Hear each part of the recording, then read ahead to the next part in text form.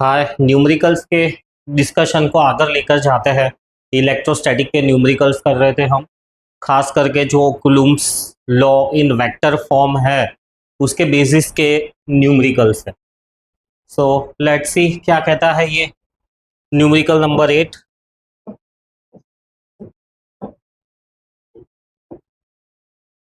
To identical metal spheres A and B have equal and similar charges. तो दो spheres diagram हमेशा draw करें, 10 centimetre दूर है, यूनिट्स का कन्वर्जन ध्यान रखें, और दोनों के बीच में रिपल्सिव फोर्स दिया हुआ है 103 न्यूटन्स, और डाइलेक्ट्रिक कांस्टेंट दिया हुआ है कि एप्सिलॉन रखा हुआ है, dielectric constant 7। Right, determine the charge on the each sphere. So permittivity नहीं, डाइलेक्ट्रिक कांस्टेंट दिया हुआ है। परमिटिविटी एप्सिलॉन से डिनोट होती है, डाइलेक्ट्रिक कांस्टेंट दिया हुआ है के, है ना।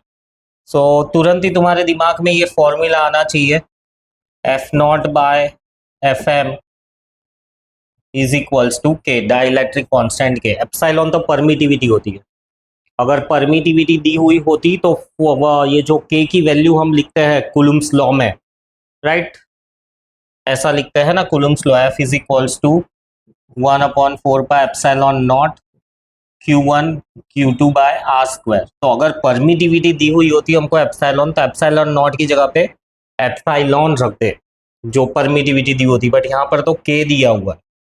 तो के दिया हुआ है तो सम को ऐसे ही सॉल्व करेंगे हम कि force in the medium will be equal to force in the vacuum to that of the K. अगर वैक्यूम होता तो कितना फोर्स होता, के उसकी वैल्यू डायरेक्टली सब्स्टिट्यूट कर देता हूं मैं, Q1 Q2 दोनों ही सेम है इसीलिए Q ले लिया है, अपॉन डिस्टेंस स्क्वायर, डिस्टेंस दिया हुआ है 10 centimetre, so 10 divided by 100 metre में हो गया स्क्वायर, और ये के। राइट, हमको ढूंढना है determine the charge on each sphere, तो के ढूंढना है। एफ एम भी दिया हुआ है 103 न्यूटन। समझ में आया ये सम। डाइलेक्ट्रिक कांस्टेंट दिया हुआ है, तो डाइलेक्ट्रिक कांस्टेंट परमिटिविटी डिफरेंस समझना है। अगर परमिटिविटी दी हुई होती ना तो एप्सिलॉन नॉट को हटा के हम एप्सिलॉन लगा देते, रिलेटिव परमिटिविटी दी हुई होती तो अलग करते। ये रिलेटिव परमिटिविटी ही दी हुई है, के यानी रिलेटिव परमिटिविटी ही हो गई। सो ये कंसेप्ट के हिसाब से हम सॉल्व करेंगे, और हमको क्यू को सब्जेक्ट बनाना है, मल्टीप्लाइड बाय 0 0 कैंसल, से हो जाएगा 1/100 into 4 pi epsilon not into k is equals to Q square. Value substitute करके सॉल्व करो, अपॉन 100, 4 पाई एप्सिलॉन नॉट की वैल्यू हो जाएगी 1/10⁹, और के की वैल्यू दी हुई है हमको 7 Q square. Right, so 721/9 into ये 100 इधर हो जाएंगे 10⁻11 is equals to Q square. 9 से कट होगा, ये नहीं होगा। 721 किसी का परफेक्ट स्क्वायर है, 9 तो है, बट यहाँ पे 10⁻11 है ना, तो ये 10⁻11 तो परफेक्टली स्क्वायर से कट होगा नहीं, है ना। तो इसके लिए हम इसको 10⁻10 बनाते हैं। तो 10⁻10 बनाने के लिए एक 10 अलग हो गया, और उस 10 को हम यहाँ पर इधर डेसिमल पॉइंट में कन्वर्ट कर देते हैं। राइट, अब इसको कैसे सॉल्व करेंगे, 72.1 का स्क्वायर रूट क्यू ढूंढना है ना, तो स्क्वायर रूट हो जाएगा 72.1। मैंने बहुत बार ये राउंड ऑफ मेथड बताई हुई है।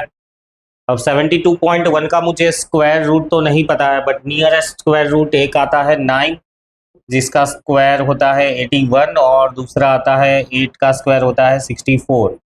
सो एग्जैक्टली बीच में ही लाई कर रहा है ये, है ना। 64 के साथ में 8 ऐड करोगे तो 72 होगा, और इधर से 9 सब्ट्रैक्ट करोगे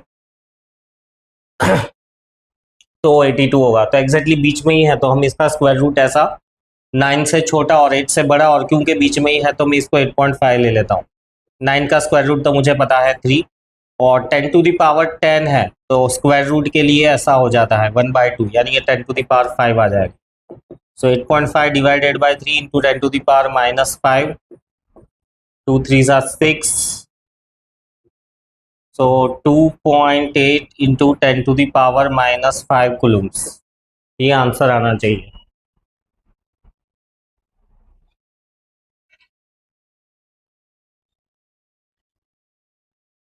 यस करेक्ट, यही आंसर है।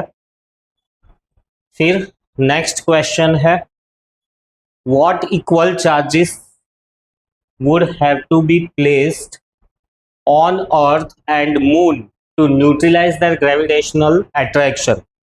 समझो क्वेश्चन को, क्या कह रहे हैं वो लोग, अर्थ और छोटा सा मून, इन दोनों के बीच में जो ग्रेविटेशनल अट्रैक्शन है, ग्रेविटेशनल फोर्स एक दूसरे को अट्रैक्ट करेगा, है ना, इक्वल ही होता है, वो अपोजिट नहीं होता है, सेम डायरेक्शन में, मतलब दोनों एक दूसरे को अट्रैक्टिव ही होता है वो, तो ये वेक्टर मैंने बता दिया, अट्रैक्टिव है तो एरो सामने सामने। So what equal charges should be placed, और इक्वल चार्ज प्लेस करना है तो लेट्स से इस पे भी क्यू चार्ज प्लेस कर दिया, इस पे भी क्यू चार्ज प्लेस कर दिया। अब इक्वल चार्ज प्लेस कर दिया है तो क्या होगा, रिपल्शन होगा, इलेक्ट्रोस्टैटिक रिपल्शन होगा।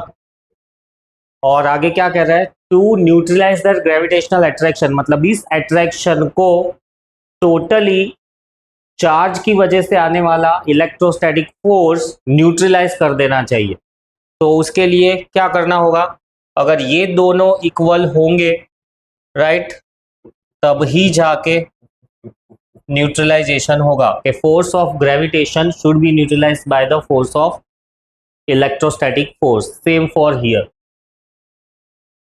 क्योंकि दोनों ही फोर्सेस इक्वल मैग्नीट्यूड के होते हैं, डायरेक्शन अपोजिट रहती है, तो डायग्राम ड्रॉ करके हमको पता चल रहा है कि ये दोनों एक दूसरे को कैंसिल कर देंगे, यानी फिर दोनों का एक दूसरे पे कोई भी अट्रैक्शन नहीं रहेगा।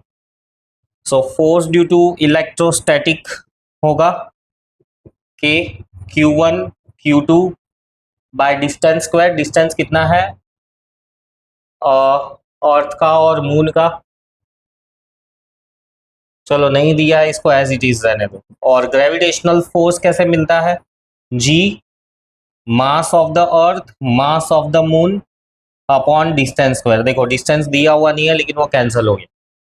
अब मुझे तो Q स्क्वायर ढूंढना है, Q ढूंढना है एक्चुअली में, तो से हो जाएगा G की वैल्यू, ग्रेविटेशनल कांस्टेंट की value 9 into 10 to the power -11 है या -12 है,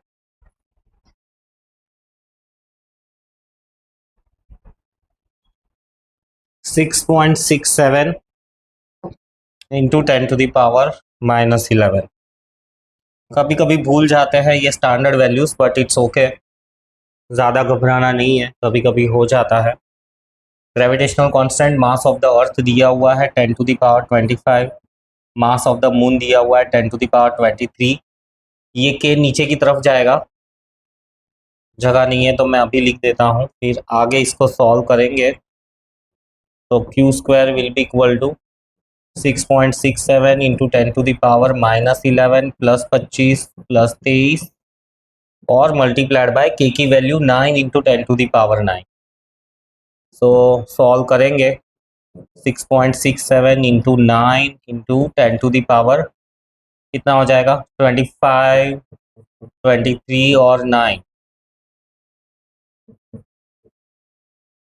57 में से 11 गया तो 46, राइट। एक और बार चेक कर लेते हैं, 25 23 माइनस 11, यस, और ये के की value 9 into 10 to the power 9, तो 5 3 8 8 16 17 1 2 2 57, 7 में से क्या 6 46, यस।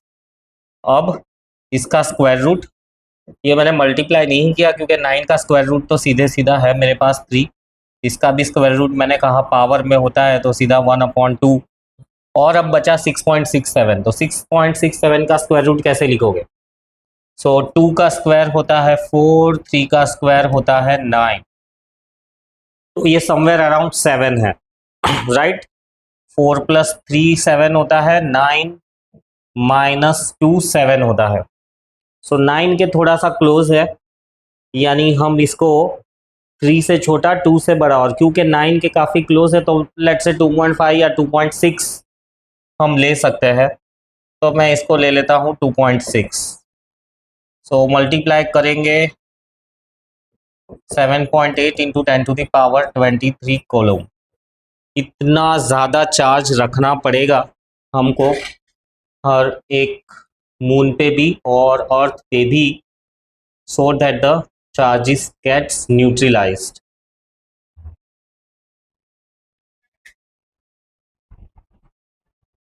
के की वैल्यू है 9 इंटू 10⁻9। ये गलत कर दिया मैंने।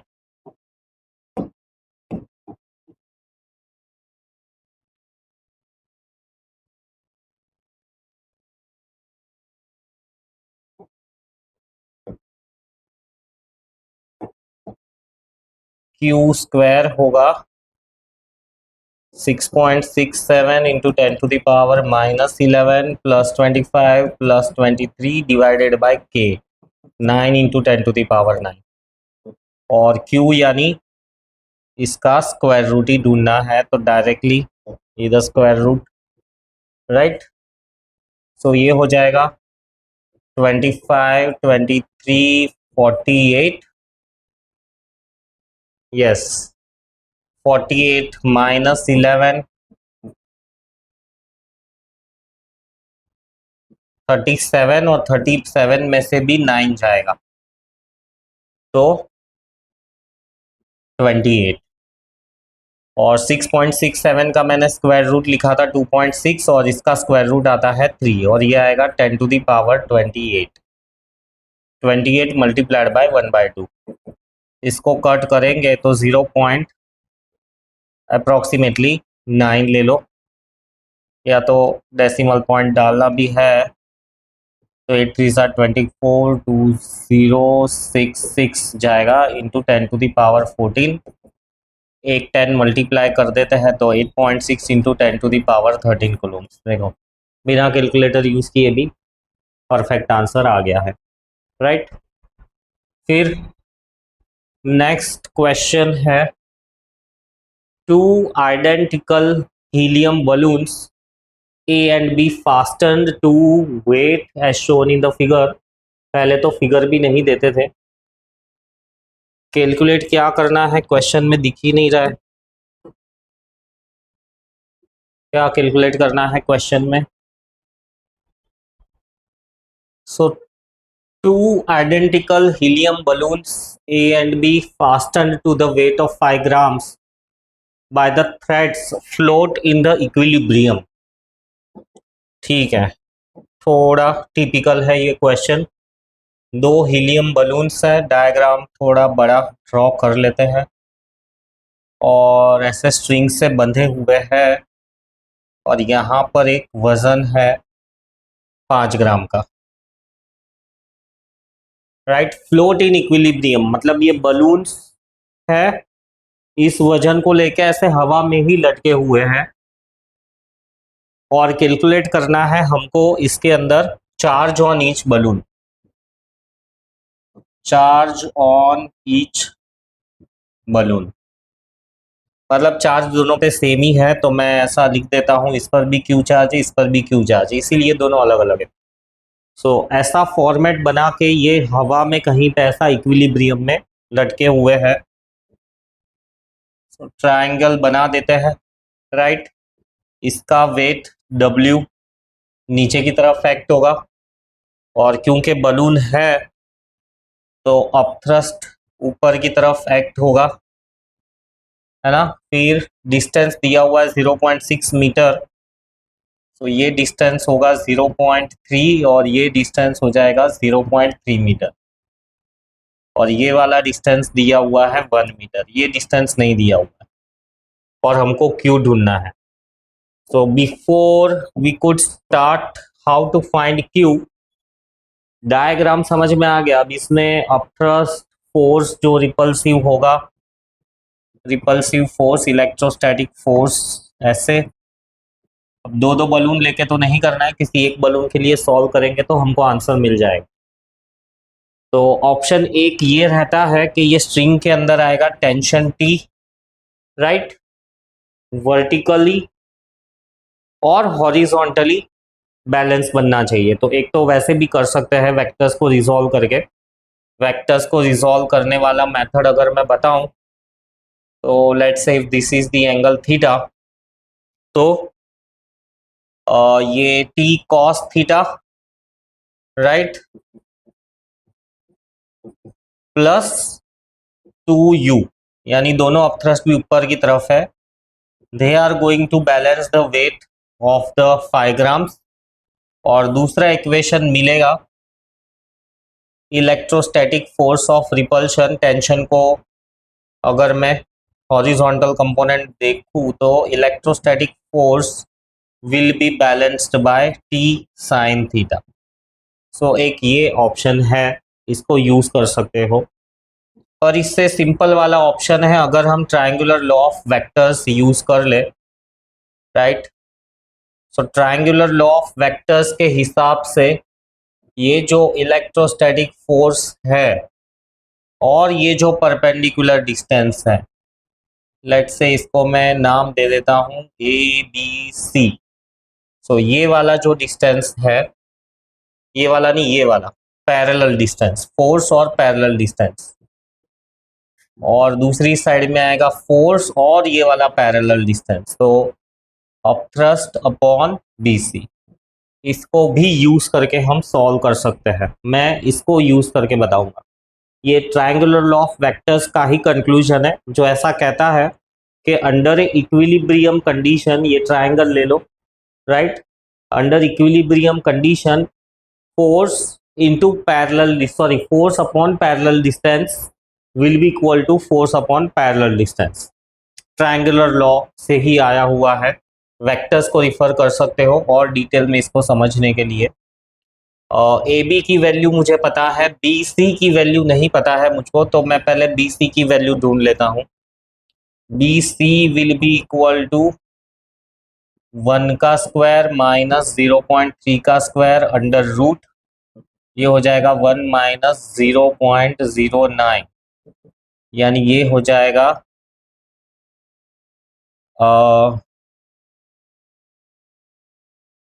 1.00.0991, सो 0.91 अंडर स्क्वायर रूट आएगा। 0.91 है तो 91 का क्लोजेस्ट, चलो इसमें मैं क्लोजेस्ट वॉजेस्ट नहीं चाहता, direct square root calculator use करके मैं ढूंढ लेता हूँ। 0.91, सो आता है 0.95 metre.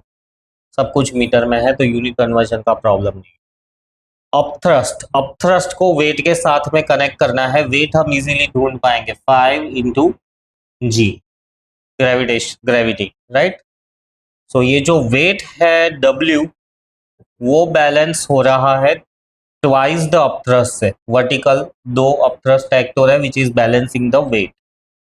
So U will be equal to W upon 2, right. W की वैल्यू है 5 इंटू 9.8 अपॉन 2, ये हो जाएगा 4.9, 4.9 इंटू 5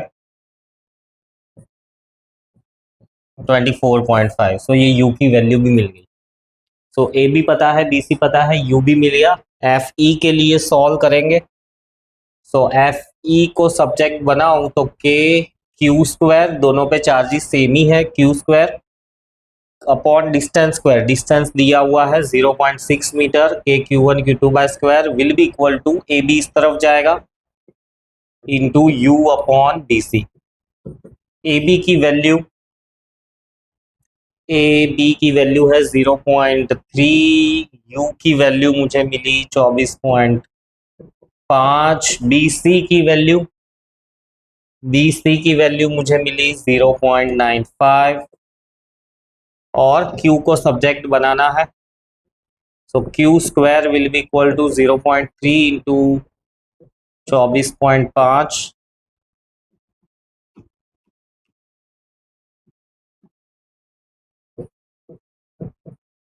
24.5 अपॉन 0.95 मल्टीप्लाइड बाय 0.6 का स्क्वायर अपॉन के की वैल्यू 9 इंटू 10⁻9। पिछली बार के की वैल्यू अपॉन में ले ली थी तो गलती दोबारा नहीं हो। और इसका स्क्वायर रूट ढूंढना है तो ऐसा 0.6 तो बाहर आ जाएगा, ठीक है। ये 9 भी बाहर आ जाएगा, 3। बाकी चीज़ों को लिख के सिंप्लीफाई करने का ट्राई करो। ये 2 डेसिमल पॉइंट है, यहाँ पे भी ये 2 डेसिमल पॉइंट है तो कैंसिल हो जाएंगे। ये हो जाएगा 3 इंटू 2 45 95। 9 तो ऑलरेडी बाहर चला गया है, 10⁻9 बचा हुआ है तो उसको मैं 10⁻8 इंटू 10 लिख देता हूँ क्योंकि 10⁻8 का मुझे स्क्वायर रूट मिल जाएगा। सो 10⁻8 का स्क्वायर रूट होगा 10⁻4। बाकी जो चीज़ें बची हैं उसको मैं कैलकुलेटर यूज़ कर लेता हूँ। 245 इंटू 3 735 एंड 950।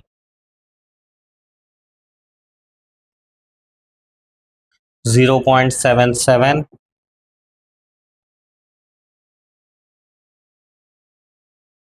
0.87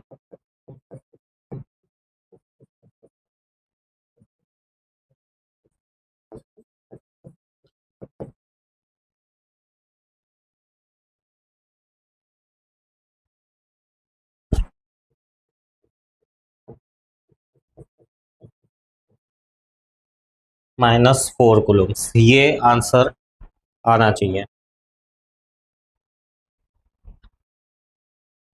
यूनिट कन्वर्जन में गलती हुई, ग्राम्स में है तो इसको 10⁻³ आएगा।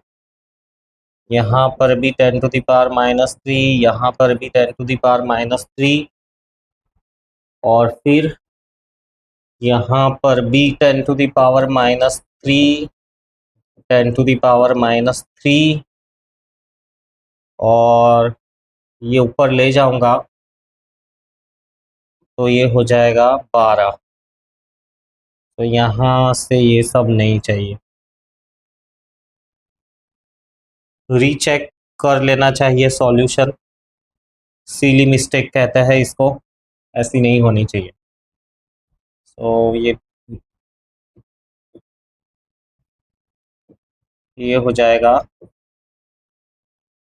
10⁻−12 0.2 स्क्वायर रूट में से ये बाहर आ जाएगा, इसका हो जाएगा -6। 3 इंटू 245 डिवाइडेड बाय 95 7.73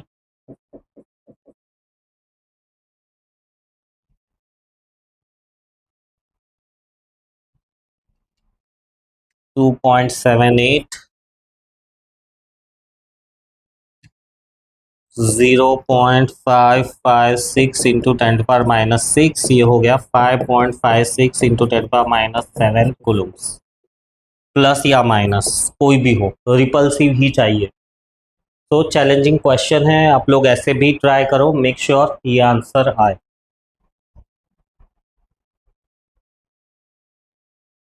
आगे और भी थोड़े न्यूमेरिकल्स है, नेक्स्ट लेक्चर में कंटिन्यू करेंगे। तब तक के लिए इनको प्रैक्टिस करो। Bye bye.